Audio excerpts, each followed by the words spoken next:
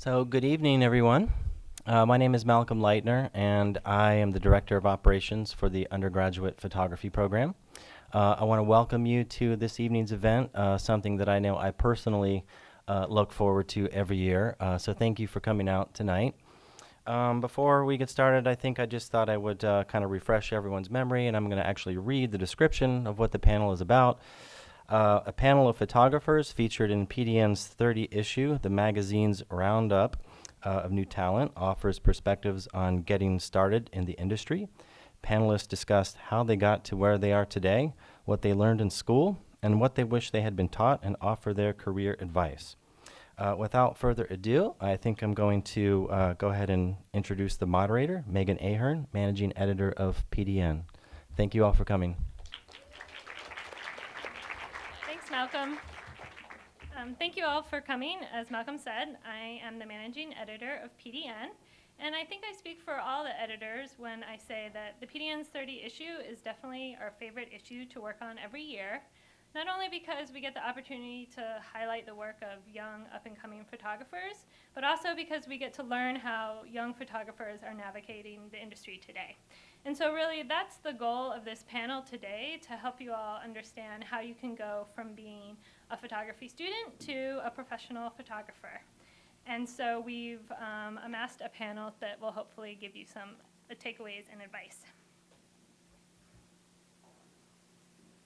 So before we get started, I just want to give a little shout out to our sponsors. We are really lucky to be able to partner with brands who feel as strongly as we do about supporting young photographers.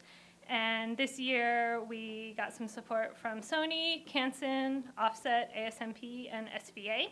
And not only did they help support us with the issue, the print issue of the magazine, as well as a special website, but they also allow us to host panels like this across the country throughout the year. So thank you to them.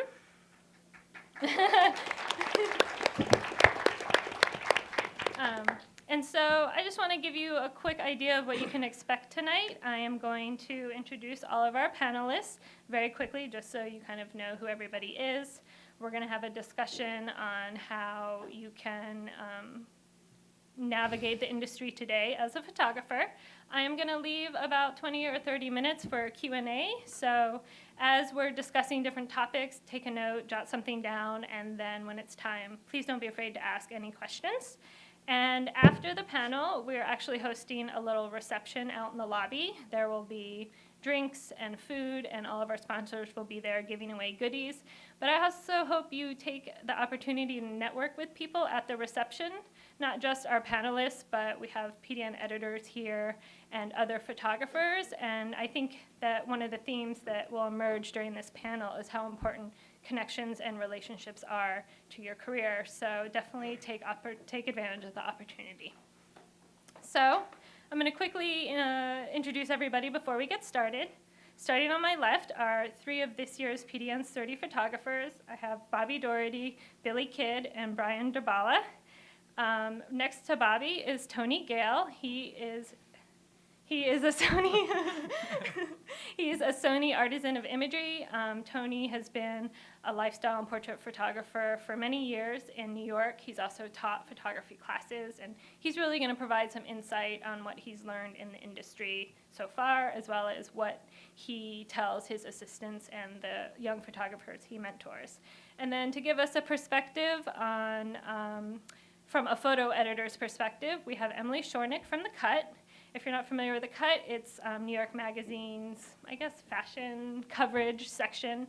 They started out online. They have a tremendous following. And now with the new bi-monthly New York, they have a section in the magazine. So welcome to all of my panelists.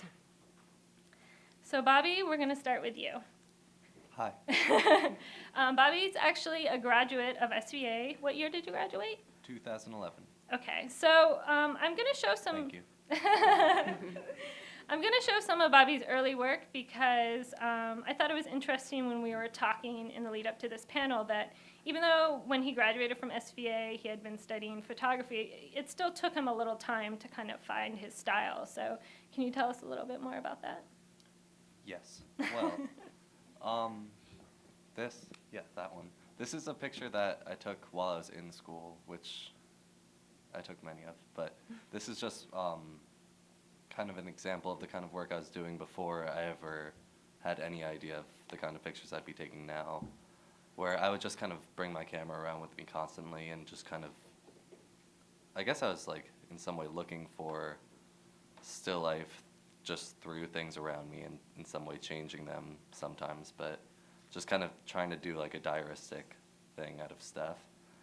And then after I had graduated, I started like trying to, like after assisting people, I decided that I just couldn't be shooting and like not really knowing how things were getting developed or technically what I was doing or anything like that. So I decided to do digital and just try to become some sort of like genius. And like just got a camera, and like this picture is just like me hanging out in my room, not really knowing anything other than how to like get the flash going and just trying to like have as much stuff going on to kind of overpower like the technical details.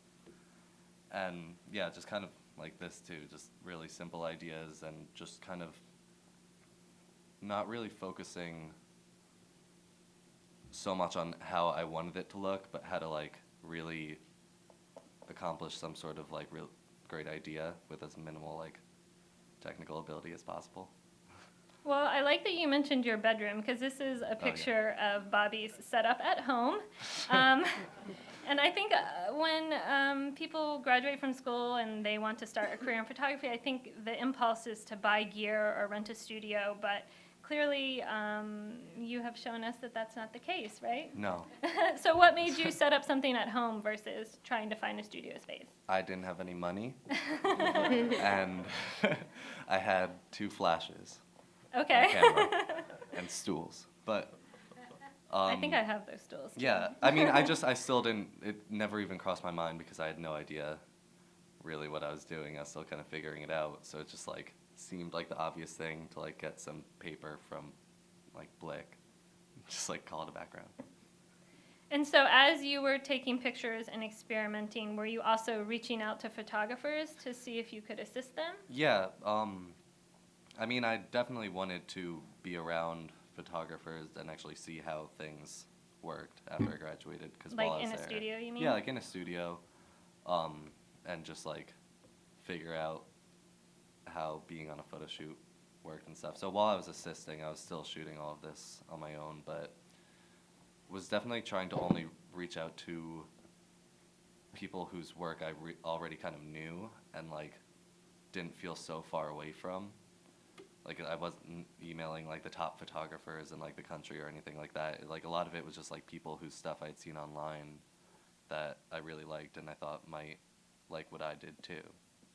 So I thought I was more likely to have a chance working for them. Were your emails to that effect? In other words, you were, how did you, it's basically like cold calling, right? I mean, Yeah. How did you approach the photographers to ask if they even had assistants available? Just tell them that I really like their work and try to find one very specific adjective so they didn't know it's like a copy and paste email.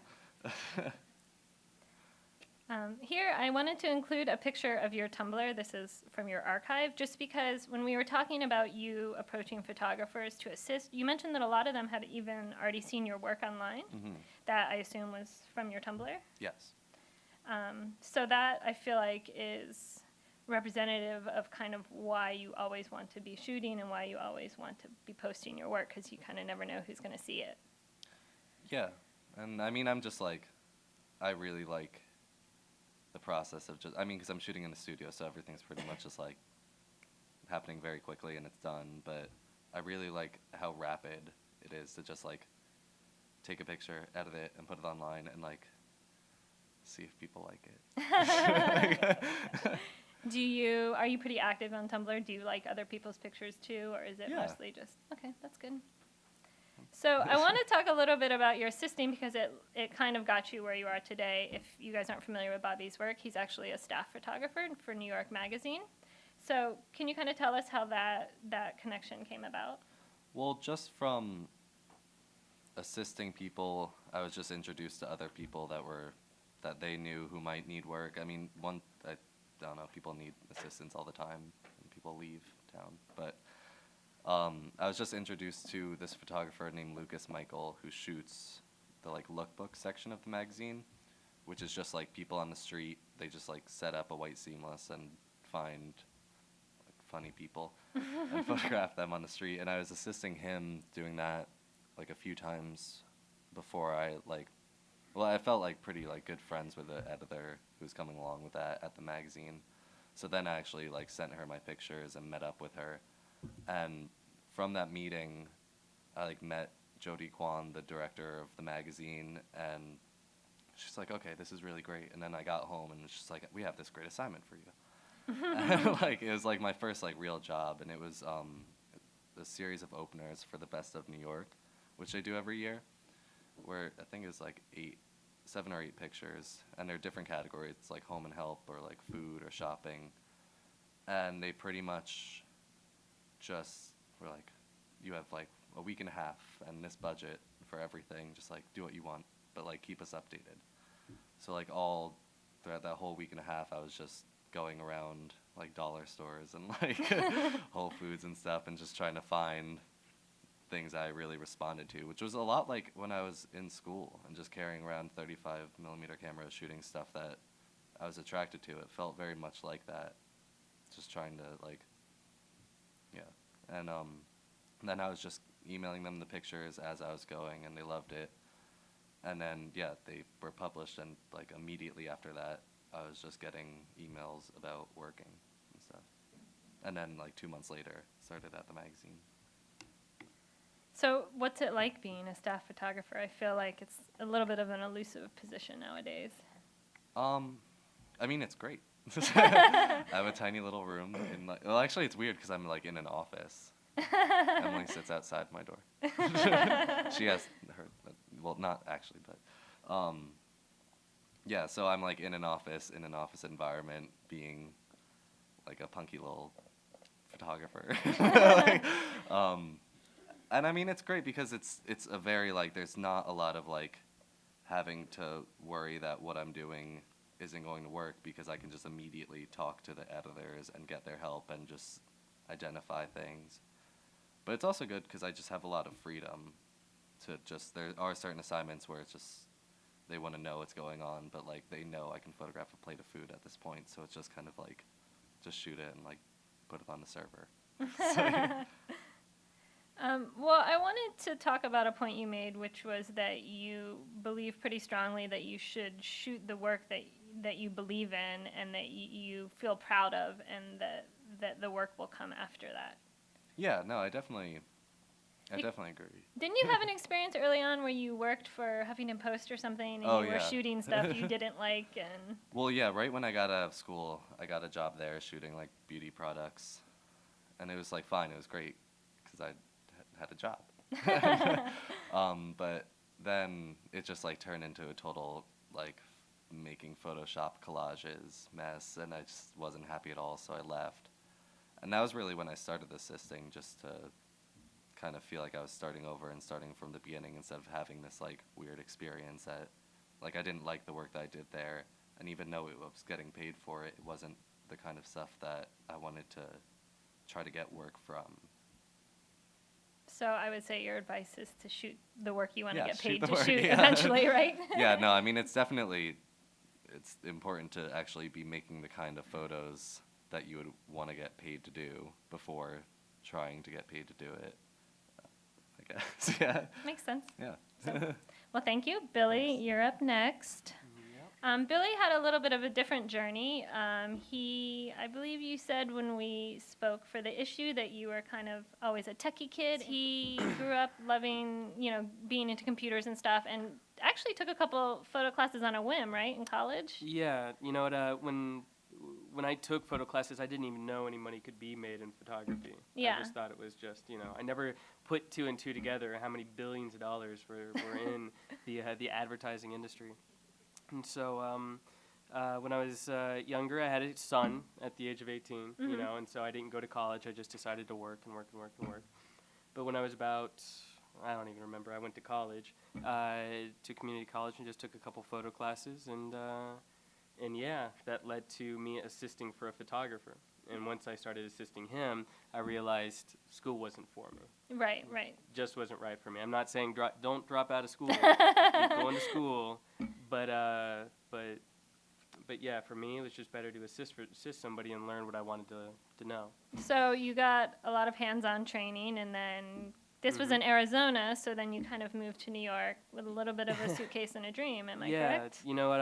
In Arizona, there's not a lot of anything else except for commercial work, which isn't a bad thing. You know, I learned a lot from the photographer I assisted, but it was mainly jewelry. It was a lot of shooting rings, shooting necklaces, things like that. So what I really wanted to do involved people, and so I was just like, you know what, screw this. And just came to New York, and so, once I got here, I just started shooting every single day. Right. So I've been showing some early model tests that Billy did when he first came to New York, because I think it's really interesting how you were able to kind of build your book. I believe you had a connection at a model agency. Yeah, luckily enough, a friend of mine who worked at a modeling agency in Arizona moved to New York and started working for Major, and so he hooked me up, brought me in, met some people. It was a little intimidating because, I met the head of Major who, Giovanna's been around for a really long time, and so, met her, and they were like, okay, why don't you try this, try that. Never made any money from modeling tests. Right. They don't give you any money, so don't expect any kind of money. But, at So least you get to shoot something. if people aren't familiar, how does it work? You get pictures for your portfolio, and the model gets pictures for hers? Yeah, absolutely. And so it's exactly what it sounds like. It's just a test. You get to try different things. You get somebody who comes and provides you the pretty face or the body, anything like that, and then you get to try whatever you want to do. Just experiment. So a lot of mine was experiment with light and all that kind of stuff, trying to find who I was. And so for the first year, it was literally shooting 4 or 5 times a week, sometimes 6, sometimes in one day I'd have 3 girls or 3 boys come over. It was just whatever I could do. And then that, led me down to the path that I'm at now, where it's pretty much all natural light, and I really found my style. I also wanted to show your Tumblr because it was a pretty big turning point in your career. Yeah. Because I assume as you were shooting the tests, you were posting them on your Tumblr. Yep. Shooting tests, shooting anything, went up on my Tumblr, answering questions, things like that. I don't have a lot of followers, but I have something, almost 60,000 followers. And that's how my rep found me. Okay. My rep saw my Tumblr page, and she saw one image in particular of a model she didn't really care for, who was getting a lot of attention, but she said she loved the way I shot her. And so she contacted me. I went in, and about that time there were a couple other agencies talking to me, and but I really connected with her. And so everything that I have now and everything that I'm doing now is all because of her. So yeah. Well, a photographer once told me that their relationship with a rep is like a marriage. Yeah. In that, you kind of want them to have the same interests you do. So, how did you know that this was going to be your one? Actually, I'm going to show a picture of your rep's page of your work here. Yeah, I didn't. I just respected who they were because they represented photographers that I idolized, like, Ralph Gibson, huge one, Anton Corbin, who's iconic. These guys who, shaped, I grew up on, and I'd seen in magazines, never realizing who they were. And then now that I started shooting and these guys, they were talking to me, I was like, I know that picture. And so, it was just, if these guys trusted them, why wouldn't I? And nobody else that had contacted me really had that same stature, so I signed up with them, and now that's led to shooting a lot for Barney's, have an Italian Vogue coming out, a lot of different things that are just, things I've always wanted to do that I'm getting to do now. So what has your rep taught you about navigating the business side of photography? Navigating the business of photography. That, well, you've got to dress right. Okay. My rep In taught what way? me to dress. What does that mean then? She taught me to just, have a style. Don't just, walk in. You could if you wanted to, if that's who you really are, but, she helped me find who I am. I'm a lumberjack. I like to be outdoors. I think to, your beard gave it away. and so it was, she's like, embrace who you are. And so, she actually went shopping with me and helped me find some clothing, things like that. Is that because you are your brand as a photographer? Yeah, I mean, you're absolutely. basically an entrepreneur in many ways. Yeah, you are. And so, I represent who I am. Even though they represent me, I really am the face of my company. So when I go meet people, I have to, present myself a certain way. So, she helped me with stuff like that. Helped me with how to talk to people, how to never say you can't do anything. Always, even if you've never done it before. Even if you've never done it before, even if it's something they say they want this and you can't do it exactly like that, don't say the can't word. Just say, okay, how about we do this? All these other things. They really helped kind of mold me. Mm-hmm. Yeah. And so they probably handle your promotional work too, or do you get to weigh in on that? Oddly enough, we don't do too much promotional work. Oh. They do emailers, but a lot of it is meetings. They go out. They would do work on my book. We have about 3 or 4 different books of a lot of the same work. It's molded towards commercial, editorial, all these different things. But a lot of it is through emails and talking to people. I think they do lay book. Other than that, nothing else. No. Great. So one of the things I wanted to talk to you about is some of your exhibitions. You've had 2 solo exhibitions in New York. Most recently was Transients at Masters in Pelivan. Mm-hmm. And so I know a lot of people want to exhibit their work. So I'm curious about how that show came about, because they don't represent your fine artwork, right? As a gallery. No, Okay. They kind of do, they kind of don't. Okay. It's the fine art world is tricky. I'm still getting to know it. Mm-hmm. The first time I did a gallery show, it was through a friend of mine who owns Click Gallery in Soho. So we talked to her. She asked my fiance to do something, and then I proposed an idea to her. So we did this thing together of a series of nudes of a mature woman. Mm-hmm. Just the body in its different ways. The second show, I was approached by them, and it was because he saw some of my work and he really liked what was going on, and then we talked about it, and I told him what I wanted to do. Mm-hmm. I've always had this fascination, being in the fashion world, how we connect youth and beauty together, and how beauty really isn't just about youth. There's beauty throughout age, but yet we get rid of these models at the age of 18, 19, 20, thinking, oh, they're too old now. I mean, it's not unusual for, me to walk on set and have a 16-year-old girl who's modeled twice in front of me, So, I see it all the time, even 13-year-old girls who need to test. And so it's kind of odd. And so the whole show is about this, and I explained this to him and told him what I wanted to do, and he supported it. And Now, had you already shot that work, or was this kind of, because some of it, a lot of it was shot, and I did reshoot some things, but a lot of it was already shot because I've always had a fascination with flowers, and I love the way, dying, things look when they're dying or they're decaying.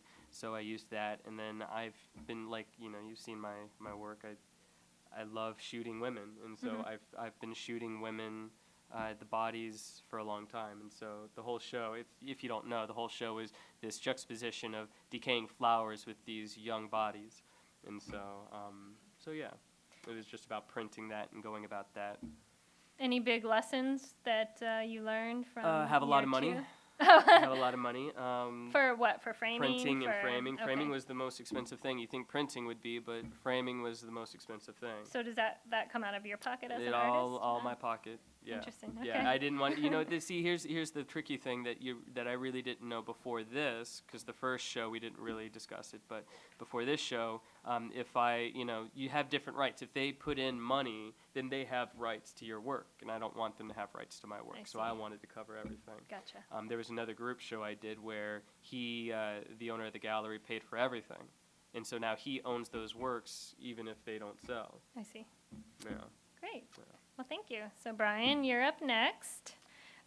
Brian also had a pretty unique path to photography in that you were an English major, right? Yeah, I studied English at Berkeley. Okay, and then you decided to tell stories with pictures instead of words. Exactly, yeah. It's the same thing, different language. Yeah, exactly. So I've got some of your early work, because you kind of shot in more of a reportage style in the beginning.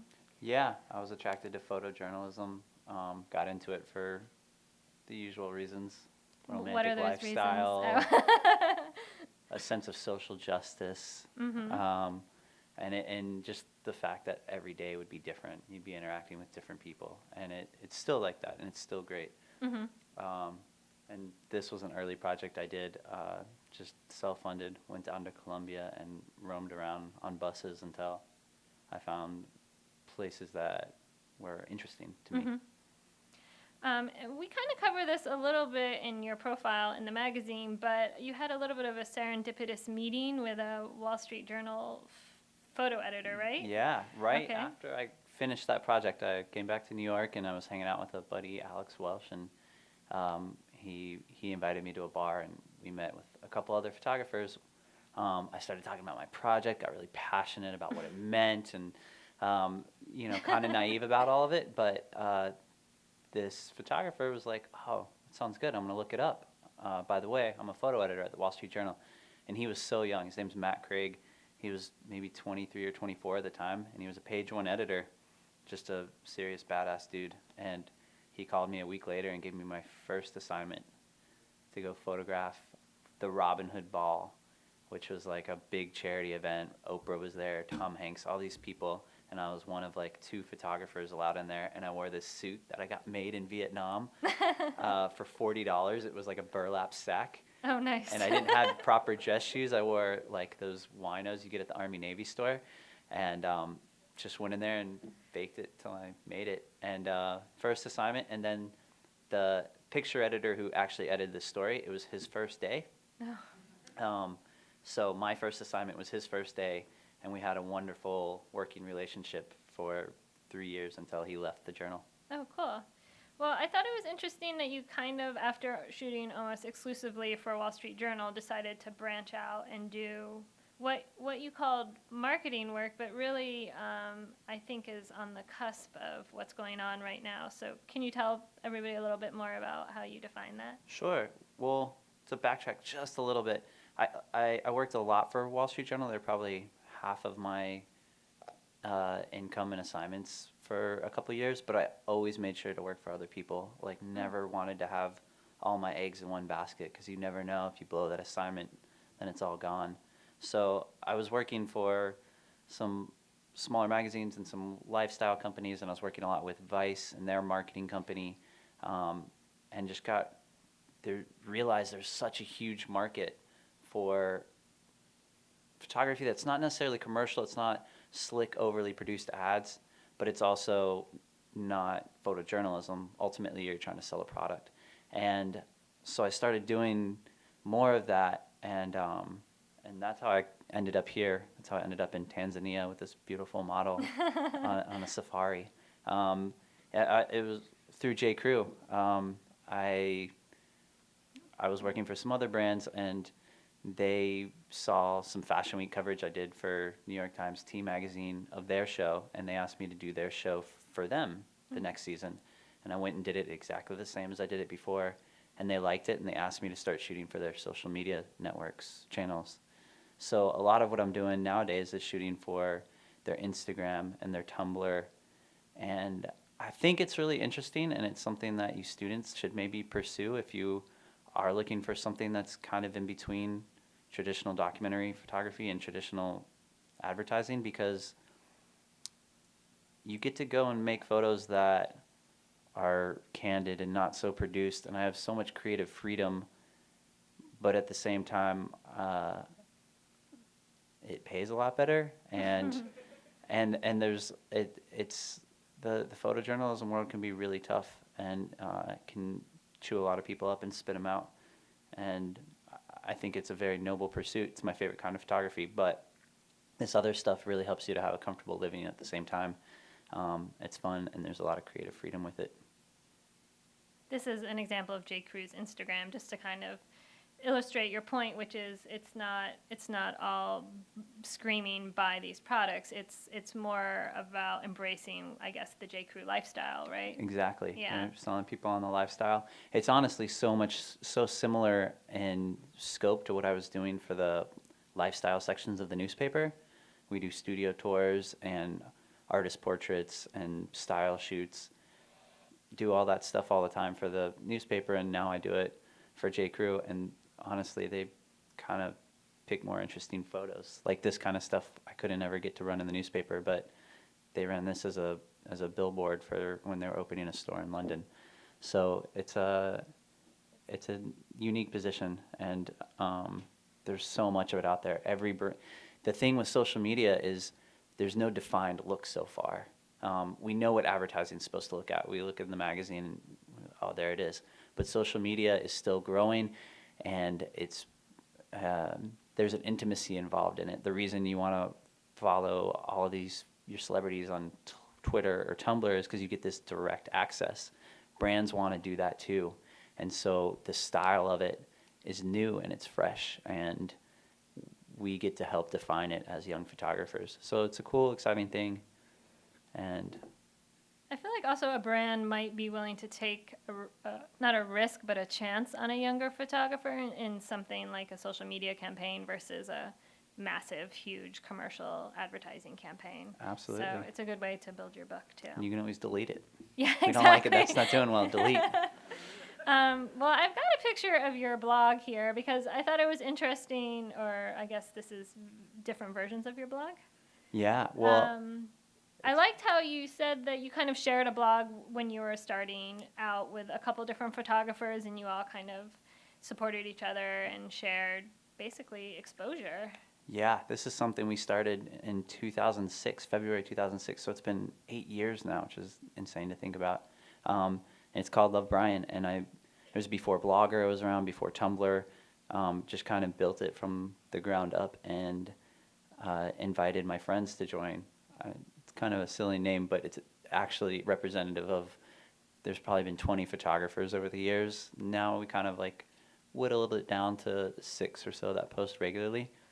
But a lot of really good photographers have come up from it. This girl, Sandy Kim, she's on there. She PDN 30 2015.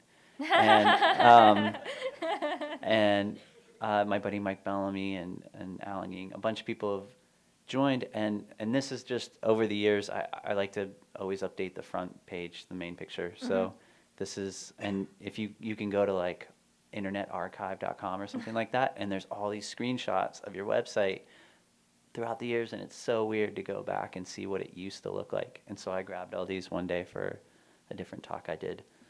Well, I think it kind of represents how your approach to, I'm going to use the word networking, but I mean, I feel like when we talked a lot about how you've built relationships in the industry, it's mostly just been you kind of keeping in touch with people, going out to have a drink, and I feel like your blog is kind of the same thing. It's really about sharing your work and not trying to push your work on somebody. Is that why take that approach to building relationships?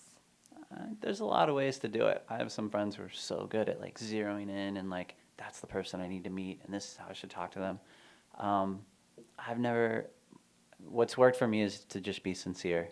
And this website has really been that all along. We've never done advertising or never done anything remotely marketing with it, and just put up photos that I like, that are personal to me and how I see the world, and share it with other people and let them put up their photos too.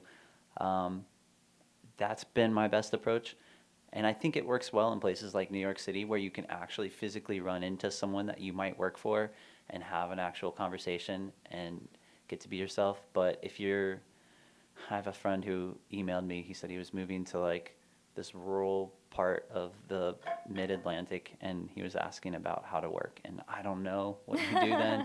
I think you need to be more targeted and come in and do all those meetings and be very concise about what you want to sell them on. But for me, it's just meeting someone and being myself and trying to keep good work out there so people think of you when they think of photography.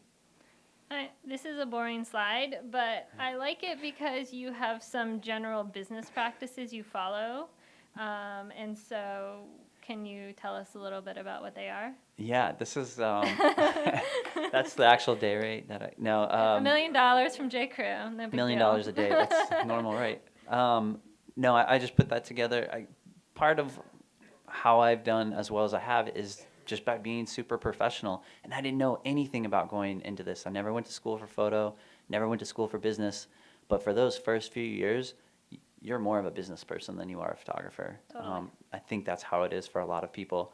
And so I developed some business practices early on, like so good at emails. Like I respond so quickly, and so I try and communicate really effectively and professionally while still appealing to them as humans. You know, it's never overly formal. And I always email at a good time. You know, you don't want to hit someone after 7 p.m. They don't care what you have to say when they're trying to have dinner with their husband or wife. And never on the weekends. I always try to email right in the middle of the day, usually on a Tuesday, because when they come in on Mondays, they're so busy with all the emails from the weekend from people who haven't heard me talk that they're too busy to actually respond to you. So if you want a response, if you're pitching something, you have to hit it at the right time. And this is the reason the invoice is in here, is because I tried to make it look good. Like I was not a professional. I was a dirtbag kid. My room was like the size of this table, but I was like, oh, okay, I can make my invoices look professional and make it look like I know what I'm doing. And Billy kind of touched on that. Like you never say you can't. I've only seen Catch Me If You Can once, but when I saw it, Leonardo DiCaprio's dad comes up to him and he tells him, they only know what you tell them, kid. And that's so true. Like these people don't know that you're not a professional. They don't know that you haven't been doing it forever. You can present yourself in a way that is representative of how you want to be in the future. And I think I did that for a long time until I finally caught up, and now it's a comfortable place. Great. Well, thank you so much. Tony, you're next. And it's your birthday, right? It is my birthday. Happy birthday. Thank you.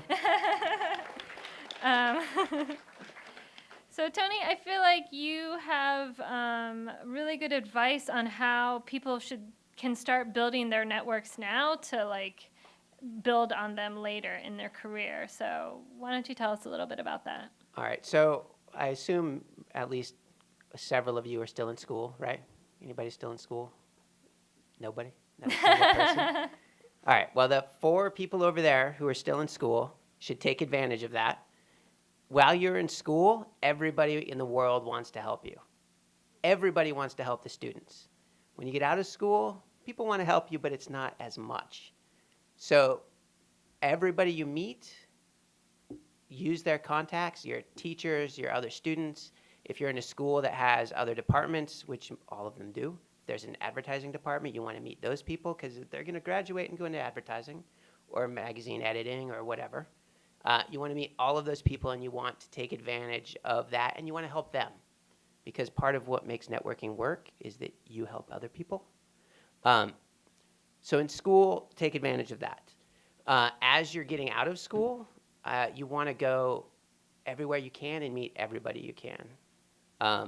You want to go to Gene Mopsick right there. You want to go to ASMP events. You want to go to APA events. You want to go to PDN events. You want to go to ASPP events. You want to go to SPD events. You want to go to Adhesive. You want to go to every one of those, and you want to meet everybody you can. And you need to think of it, in my experience, you want to think of it as not who's the person that I need to talk to who can give me work. You know, if I talk to Gene, will he give me work? No, Gene's not going to give you work. But Gene knows people, and Gene's a nice guy. So if you go in and you're authentic and you're interested in talking to Gene because he's a nice guy, maybe he introduces you to somebody who's good. Maybe he doesn't. It doesn't really matter. You had a nice conversation with somebody who's a nice guy. And then you have a nice conversation with somebody else who's a nice person. You talk to Holly because she's a nice person. What if you're a shy person? So I was terrified of networking. When I moved to New York, it seems weird now, doesn't it? When I moved to New York, every time there was an event I knew I should go to, I was like, oh, I don't want to go. And sometimes I wouldn't. And then be like, all right, I'll go for half an hour. And then all you have to do is meet one person. If you meet one person at that event, that's a success. Whether or not they can in any way benefit you ever. It's even more of a success if they can't benefit you, but you can benefit them. Because that ends up paying off like crazy eventually. And once you've met one person, then you go to that event, the next event, and maybe that one person is there, and then you meet another person. And then it's 4 people, and pretty soon it builds, and you go to something and you know 30 people, and you're the person everybody wants to meet because you're the person that can introduce them to everybody else. And it really, as terrifying as it sounds to begin with, it's really not that hard. Do you have any like foolproof questions you always ask when you get in a jam, or is it talking to people about what you're doing or what they're doing, in order to get them talking? I've never thought of it as a foolproof question, but if you're ever in a situation where you can't figure out who to talk to, you have no idea. If you look around, I promise you, at every single event that exists in the world, there is somebody standing there looking lost and a little scared besides you. And if you go up and say hi to that person, they're so happy that someone said hi to them, and you've met someone, and it doesn't matter that you are now the 2 most nervous people there. You've got something that you're bonding on. I was at a PDN event several years ago. I don't know if it was the PICS party or something, and I went up to this woman specifically because she looked like she was terrified to be there. So I went up, I said hi, I introduced myself. She said, "Why did you talk to me?" And I said, "Because you looked nervous." And, she was nervous, and it was fine. I don't remember what her name was, but she was very nice, and we had a nice conversation. And it's not that hard. What about assisting? Do you recommend young photographers should assist, or Both young photographers and young fathers? fathers. Young If you're a fathers young should always father, you assist. definitely should be assisting in the whole parenting thing. I don't speak from experience, but I'm pretty sure. Billy, do you want to weigh in? I think assisting is tremendously helpful. It was huge for me. I wanted to be a photographer. I was taking classes. I didn't know what was involved. It was this daunting thing where I knew people got paid to do it, but I didn't know how. And so I started taking classes. I started meeting people. I was taking classes at a school called Photographic Center Northwest in Seattle. Through that, I met photographers. Those photographers introduced me to other people that allowed me to start assisting. And when you start assisting, you learn the business, like you've learned it, and that's huge. And you get a resource of all the people you've worked with who, if you've worked with them once, maybe not. But I still have friends that I've assisted for that if I have an estimate and I'm like, oh, I don't know, I call them, and people call me. They're like, what do you know about this kind of job? I've never done it. What do you think? That's a huge resource. You learn so much about lighting and the way to run the business and all of that. It's huge. And school is a great resource. It's a fantastic resource. Plus, you get all that equipment for free while you're in school. I'm so jealous of all of you who are in school for that. But once you're out and you start assisting, you learn so many things that it's just not possible to learn in school. You assist for however many different people, and you learn that there's 30 ways to do something that you thought there was one way to do. And, there's probably a better way and a worse way, but whatever way works is the right way. Now, do you hire assistants now? I do. Not for every job. I Right, wish of every course. job had a budget for an assistant. So what are some of the qualities you look for when hiring an assistant? The single biggest thing for me with an assistant is what kind of attitude they have. Technical stuff matters, but not a huge amount to me for the most part. I'm very, I believe, technically savvy. I can handle whatever needs to be handled technically, and I'm very hands-on. But what I need is someone who is going to be paying attention and not be upset that I said, okay, we really need to get coffee for everybody, or sorry, you have to stand out in the rain and watch the gear, or whatever. It needs to be someone who's like, great, no problem. Whatever it is, no problem. If their attitude is good and you know nothing, I'll take you over someone who knows everything in the world or thinks they do, and is going to be like, oh, really? You want me to do that? Is there anything, we asked Bobby his perspective as someone who emailed photographers to ask for assistant positions. Is there anything that in your mind sticks out when a young photographer approaches you out of the blue to ask if you have positions available? There's some don't things. Okay, yeah, don'ts are even better. definitely don't send an email with 30 names in the to thing, or 30 names CC'd. A mass email, yeah. I mean, you can send a mass email. It's not ideal, but if you do, BCC it. Because I've definitely got ones where you look and there's like, I really love your website, and then you look and there's 20 other photographers. It's like, really, you loved all 21 of our websites equally. That's great. Make sure you spell everything properly. Don't talk about what a great photographer you are. I don't care that much, but there are definitely photographers that if you are an assistant and you're pitching yourself as a photographer to another photographer, they don't want to talk to you. They're not interested in somebody who's a photographer, even though every assistant, I hope, wants to be a photographer. Many of them want someone who's focused on being an assistant. And follow up. If I get one email from you, there's almost no chance that I will ever think of you ever. And it's not because you aren't a wonderful person. It's just that you get lost in the shuffle. So when I hear from you periodically, and every couple of months you send me an email, then you get moved to the folder of assistants, and I'll remember who you are. And don't feel bad if I don't get back to you. Well, thank you so much, Tony. So, Emily, last but not least. Hi, guys. Can you hear me? I have to move this down. Is that better? So Emily has a unique perspective because she gets to commission work from photographers. And so I asked her to put together some examples of promos that help land assignments, but also I think a good point you made was that, when a photo editor hires a photographer, you want to know what image you're going to get at the end. Yeah, that's crucial. I mean, we have really tight budgets and even tighter deadlines, and so it's so important to have a strong visual identity.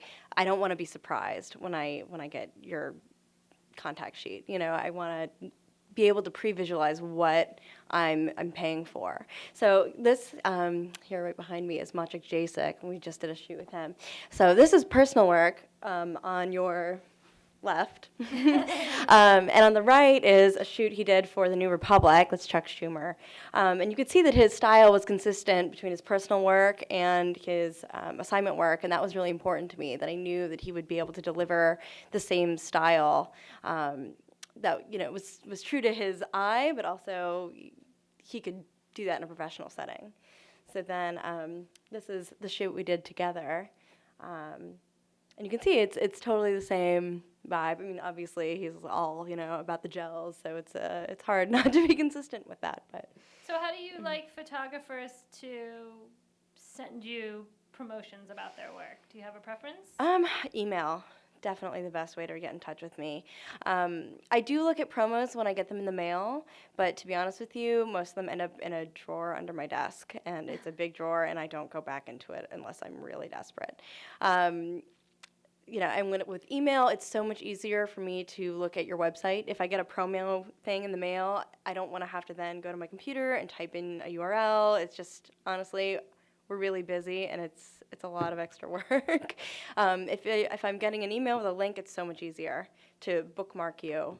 So that's definitely my preference. Cold calls, I don't really, I'm really busy during the day, and I'm not saying that from a place of self-importance. It's, I would love to be talking to photographers all day. I love photographers, but I just don't have time, and I just end up trying to get them off the phone, and I feel bad because, I'll never remember them. I just think, how am I going to get this guy off the phone? Definitely don't show up at my office unannounced. That happens more than you think. It's really inappropriate. I've had photographers, I was selling a table on Craigslist, and somebody tracked down my Craigslist ad and pretended to they wanted my coffee table so they could get my personal email address. It's not that hard to Google an email format or to just find the general office phone number. Don't be creepy. I think that's good advice. Don't be creepy. So this is another example of personal work? Yeah, this is Marisha Camp. And this is her personal work. She did this beautiful body of work about people at the beach. And and this is the shoot that she shot for us. You can see it's a really consistent visual style.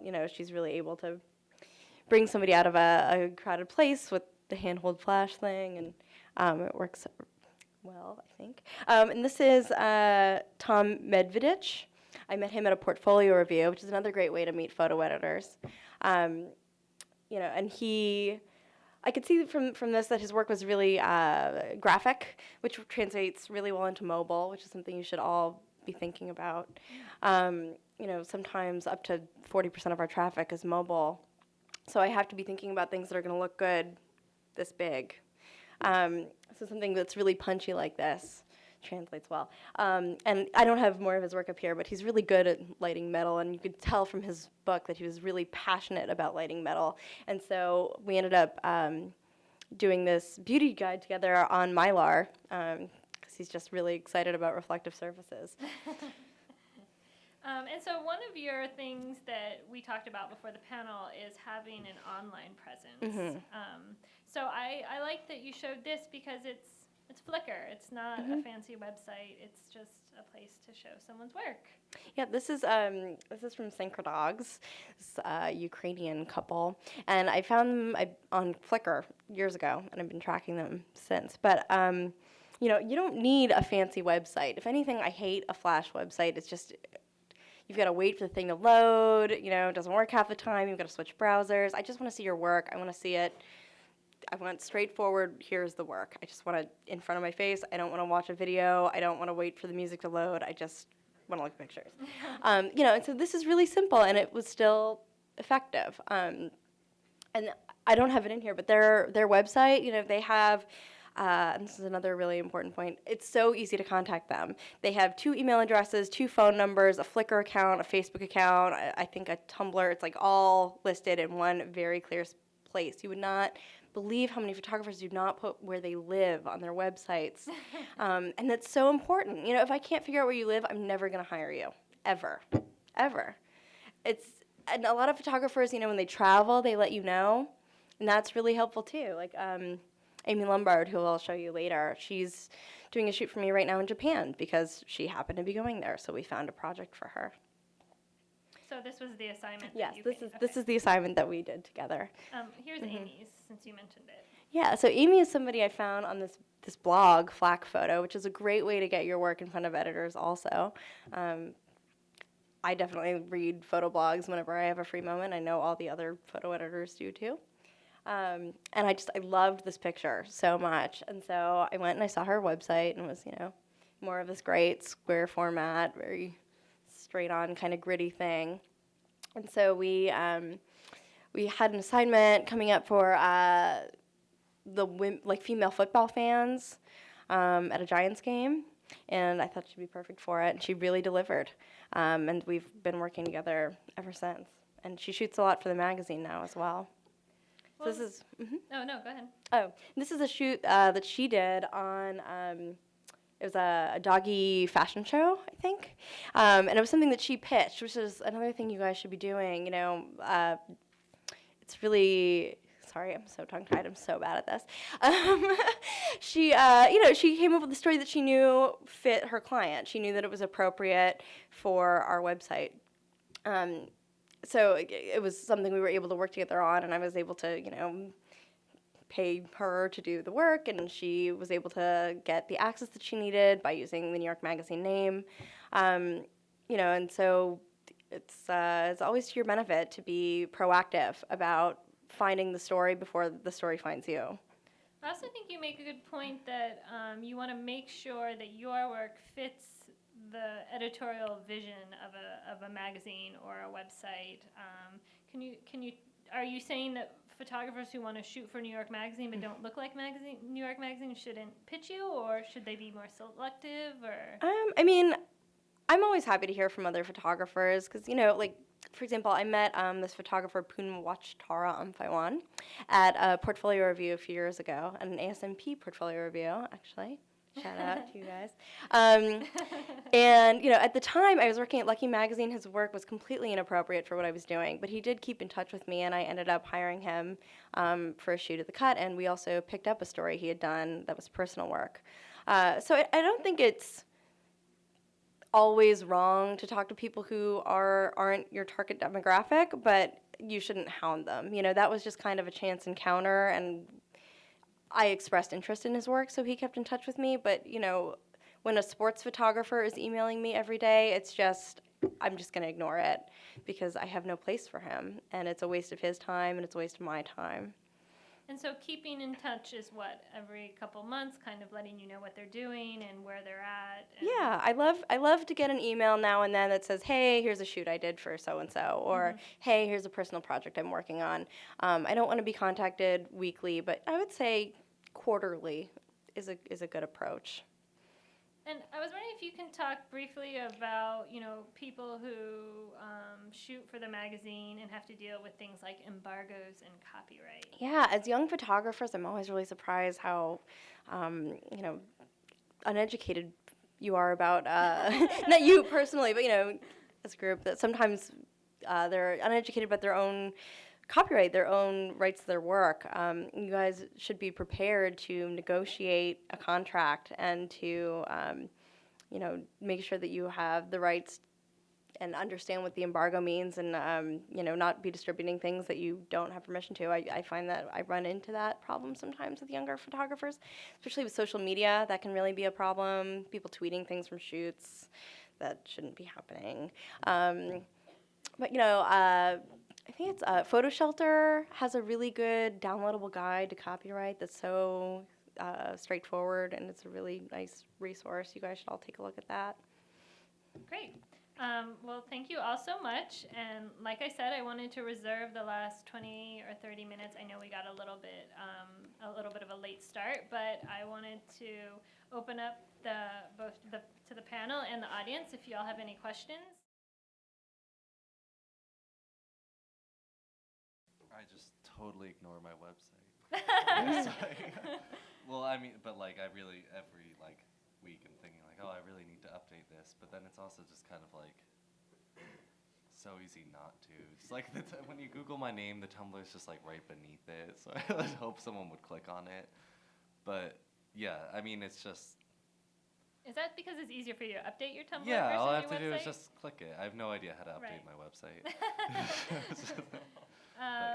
What about you, Brian? Do you have a Tumblr that you maintain? Yeah, I keep a Tumblr for Love Brian, so it's me and all the other folks, and it is so useful. The thing I've learned most from it, and this is slightly irrelevant, is I started following all these people like these guys, and all of the guys who are working for top tier magazines whose work I appreciate, and that helps me to understand like where photography is going, because it's like music, it's a trend, and there are movements in all of it, and it's a good idea to like be one step ahead.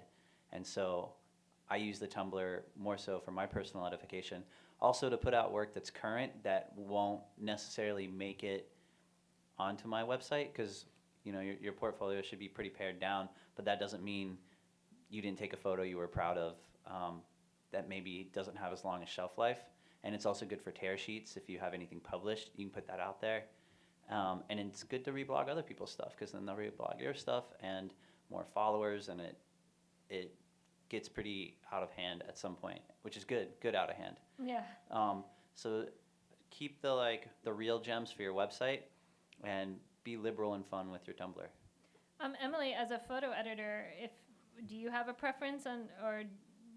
I hate Tumblr. I really hate looking at it. I find it so hard to navigate. People reblog things. I can never tell if something really belongs to the photographer, if it's something that the photographer just likes that was shot by somebody else.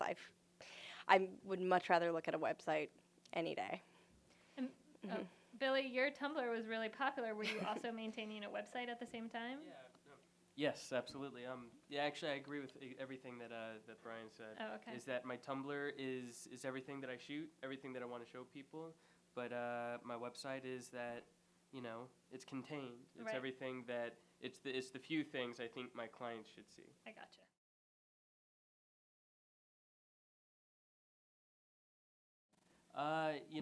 It's I love natural light. I think natural light is the most beautiful thing in the world. And when I first started, actually, on a side note, when I first started, I thought everything had to be shot with strobes. I was shooting rings and all this kind of stuff, and then I started shooting people. I was like, oh, I've got to use strobes now too. And then once I moved to New York, and I didn't have any money, I was like, well, what the hell do I do now? And so that's when I found natural light, and I love natural light. There's nothing better than natural light to make anything beautiful. Now I'm in this situation where I have to shoot for clients, and I sometimes can't shoot natural light because, like, next week I'm shooting Reebok, and it's like, okay, they want motion. I can't shoot natural light because we just don't have enough to freeze that moment. So, what it really comes down to is constantly trying different things with those strobes. Over the last 2 years, I avoid it, but I've had to, take a pack of strobes. Even though I'm shooting natural light, we set up lights, we try some things. Okay, it doesn't work, go back to natural light. And then it was this constant evolution to where now I can set up lights and it looks exactly like my natural light. Not exactly, I should take that back, because again, you can't remake natural light, but it comes pretty darn close. And so now I'm able to, do those big jobs where I have to have strobes to either stop motion or because it's late at night or it's gonna, for any other reason, and come pretty close.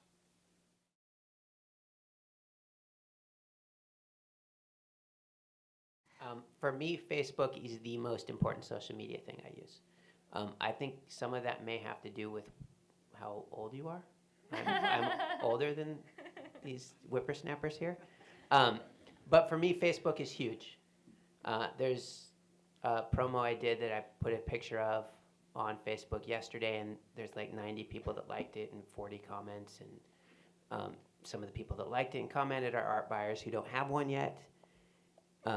That's not going to happen on any other social media that I use.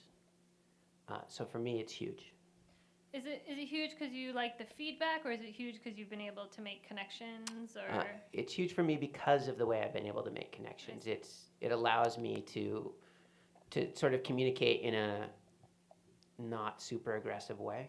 If you're Facebook friends with, as opposed to a business page, which I also have, but if you're Facebook friends with somebody you'd ultimately like to work for because they accepted it for whatever reason, it's this sort of subtle way of marketing. You put up stuff, they see that you're working, sometimes it shows up in their feed, but it's not the same as, sending you an email every week.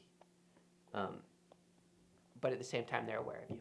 Emily, do you accept friend requests from photographers on Facebook? Only if I actually know them. Okay. I hate it when photographers I've never met friend me on Facebook, because I do use it for personal reasons like the rest of you, like talking to my mom and stuff. I don't really want everyone in my professional life to see that necessarily. But if I've met somebody and they're a photographer that I've worked with, then yes, I do accept their friend requests, and I do like to see what they're doing and who they're shooting for and what they're up to. What about the whippersnappers? Do any of you guys use Facebook for social media purposes? I do use it, but I just put it on my regular Facebook page. I have a Facebook fan page, and one of the strange things I found out about Facebook is that eventually nobody's going to be seeing your fan page because it has to do something with where if only so many people like a particular image, the next image that goes up is going to have less people it's going to go in front of, and eventually nobody's going to be seeing your images. And the reason they're doing that is so that you will eventually have to pay to get people to see your images. And I think that's bunk when there's other social media like Instagram or Tumblr where you can get it out to everybody.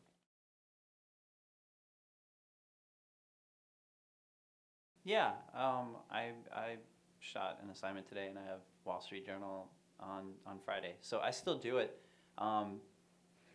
It is a constant struggle for me to really, because like I said, my favorite kind of photography is photojournalism. I have the most respect for it, but it requires such a sacrifice, and I've been lucky to have an increased quality of life from the work I'm doing now, and I haven't really been able to answer that question for myself, whether I'm going to be able to go full force at documentary or go more towards commercial. I kind of try and keep all doors open and go wherever opportunities take me. But if it was all even, I would do only photojournalism. But the reality is, it's really hard to make a living doing that work.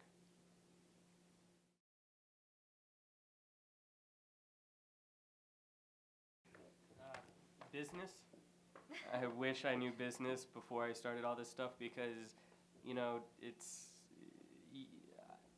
it's the most important thing. But what do you mean by business? Business, how to run a business, how to just run a business. I mean, I still don't know how to run a business. It's really complicated to run a business, and I feel like the few classes I took, and even assisting the photographer that I took, or that I assisted, I didn't learn everything that you need to know to run a business, how to keep your books.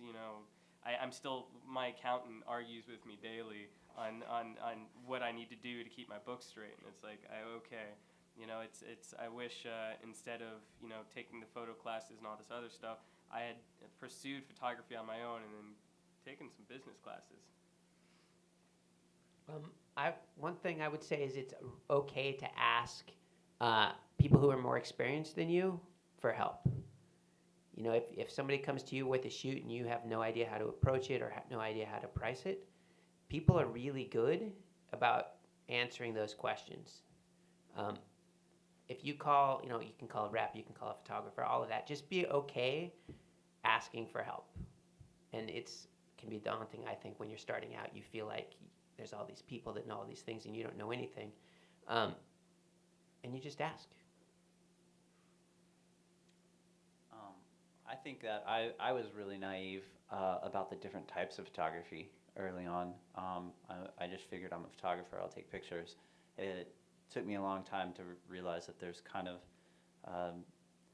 set sort of style. I tried to do fashion editorials for these smaller lifestyle magazines in Europe, and I was shooting everything with like a 24 and a 35, and it looked fine, but I realized there are like certain sort of visual traditions that are inherent in each type of photography, and it's a good place to it's good to understand the foundation of that and then break those rules. But for a long time I didn't understand what made commercial photography commercial or what made fashion photography fashion, and I saw everything through the lens of reportage, and understanding the differences now has helped me to make more coherent work. Bobby, no mistakes? I mean, I guess, yeah, it's just like business, or even just the problem for me when I first started was even just talking about money kind of like freaked me out. And like I just didn't get paid for things because I just never brought it. I just didn't bring it up, and then like I felt like I had waited too long to like bring it up again. So it's just like, which I mean I guess was fine because I was still just excited to be like getting whatever kind of work I could do. But yeah.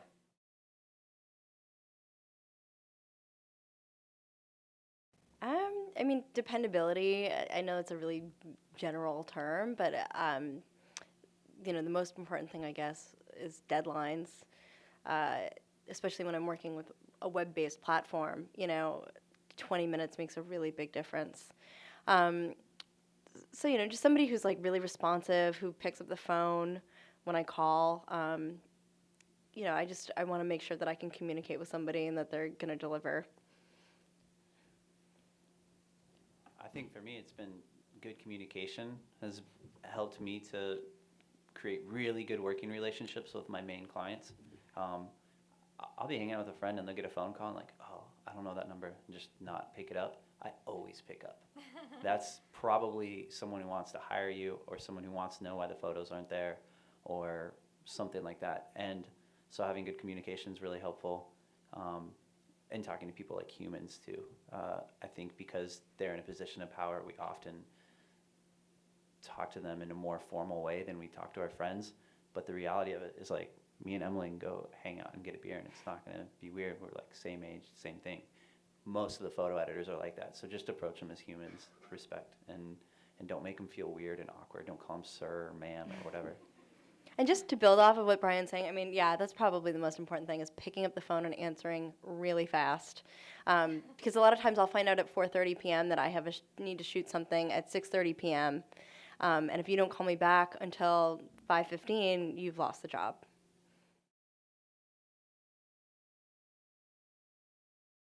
Bobby, maybe because you kind of, had to go from shooting at Huffington Post full time and then you went to assisting. So were you just living off the assisting money, or were you doing other things? Or? I wasn't. I mean, ever since I graduated, I had just really been like pretty dedicated to only trying to get work. revolving around photography in some way. So I mean, it was all just from assisting or shooting. I think, although I really doubt that now that I'm saying it. I'll let you know if I remember. What about you, Brian? Well, I don't know. I don't know Bobby's entire story, but I feel like he did it with personal vision. He just had such a unique style. Thank you. It was so you see it and you like know it. It's so identifiable, and he developed that within like just many nights of messing around after whatever else obligations he had to do, and it worked really quickly. I don't know if everyone's as talented as Bobby, but you definitely want to be you definitely want to be shooting all the time when you're not working. I delivered food on my bike and was a bike messenger. That's what I did when I first moved to New York, and I would just shoot everything I could around the sides whenever I had time. And the reality of that is, no matter how busy your 9 to 5 or whatever is, as soon as you start as a working photographer, it gets a whole lot busier, and it never gets less busy. Like my career is not mellowed out at all. It never gets less busy. So take it on now and just expect more. Just be cool with it. If I could just say, so I started out as an assistant, and I was working full-time as a cook. And what I did is I cut my hours cooking. I cooked Friday, Saturday, Sunday. And Monday through Thursday, I was available to assist. And I did that for, 5 months, 6 months, until I was assisting enough that I could quit cooking, which works out because cooking pays really badly. So if you can do something where you can find part of the week that you're working, because everybody has to pay rent. Well, most of us have to pay rent. If anybody has a trust fund, I'm jealous. But finding a way that you're available some of the time to do what you need to do. What you need to do photographically.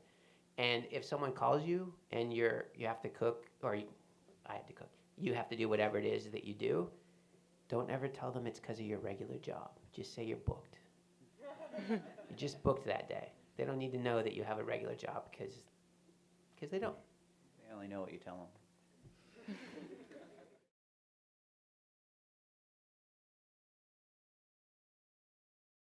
No. Okay.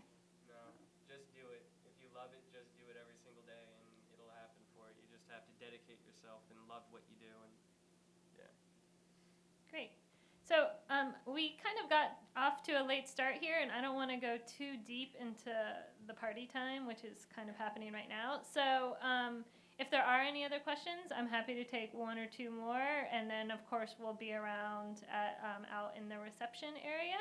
So thank you all for coming to the panel, and thank you so much for our panelists, and go enjoy yourself.